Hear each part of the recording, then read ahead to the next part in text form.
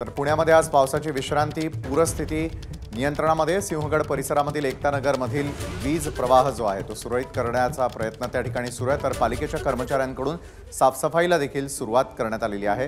तर मोठ्या प्रमाणात त्या ठिकाणच्या नागरिकांचे हाल सुरू आहेत. आता पाणी ओसरल्यानंतर महापालिकेच्या कर्मचाऱ्यांकडून सफाईचं काम सुरू करण्यात आलेलं आहे. आणि याच संदर्भामध्ये अधिक माहिती घेण्यासाठी आपल्यासोबत मिकी घई आपले प्रतिनिधी थेट त्या परिसरामधून आपल्याबरोबर जोडले गेलेले आहेत. खरं तर मिकी, आपण पाहिलेलं होतं की एकता नगरमधल्या रहिवाशांना काल कुठल्या परिस्थितीला सामोरं जावं लागलेलं होतं, मात्र आज सकाळपासून त्या ठिकाणची काय परिस्थिती आहे, अनेक हाल अपेष्टा देखील तिथल्या स्थानिकांना सोसाव्या लागतात.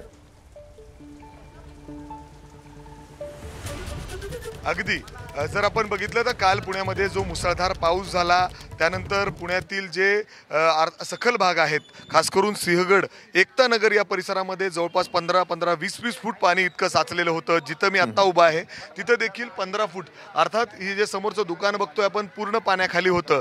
आणि त्यांचं नुकसान आपण बघू शकतो ज्या पद्धतीने संपूर्ण नुकसान या दुकानात झालेलं आहे. संपूर्ण धान्य असेल ते सगळं काही पाण्याखाली झालेलं आहे. हे अक्षरशः ते निराश झालेले आहेत.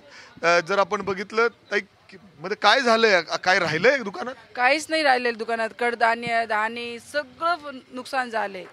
आईस्क्रीम, फ्रीज वगैरे सगळं खाली पडलेलं आहे. तुम्ही स्वच्छता करताय आता, म्हणजे लोक मदती, पालिकेचे लोक आलेत मदतीसाठी? पालिकेचे लोक नाही आले, पण ते उचलून घेत आहे लोक सगळे. ते बाहेर 2 टेम्पो भरून अजून टाकले. राहिलंय का? किती मोठं नुकसान झालं? नुकसान 8-10 लाख नुकसान झाले. काहीच नाही राहिलं. दुकान अख्खी मोकळी झाली, बघू शकता तुम्ही. बाकी काही नाही राहिलं. ही परिस्थिती एकच नाही तर बऱ्याच दुकानांची अशीच अवस्था या ठिकाणी आहे. वीज खंडित आहे, अजून देखील वीज नाहीये, पियाला पाणी नाहीये, अशी परिस्थिती या ठिकाणी आहे. आणि त्यामुळे जर आपण बघितलं तर फक्त महानगरपालिकेचे हे स्वच्छताचे कर्मचारी या ठिकाणी आलेले आहेत आणि स्वच्छता या ठिकाणी फक्त केली जाते. बाकी सगळी परिस्थिती जर आपण बघितली तर खूप बिकट परिस्थिती या ठिकाणी अजून सुद्धा लोकांची आहे.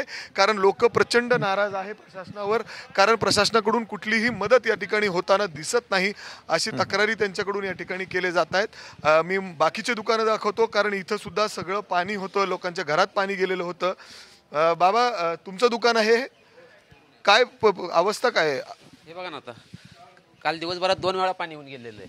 बरं, एवढं पाणी आलं की 11 सालचं रेकॉर्ड. आता मदत झाली का तुम्हाला? काय अजून तर काही नाही प्रशासनाची कोणाची मदत. बरं, हे म्हणजे तुमचं कटिंगचं दुकान, सलून? हो, सलून आहे. हे सलूनचं दुकान आहे. अक्षरशः इथं बघितलं तर फक्त चिखलाचं गाळ आहे, काहीच राहिलेलं नाही, अशी अवस्था या दुकानांची आहे.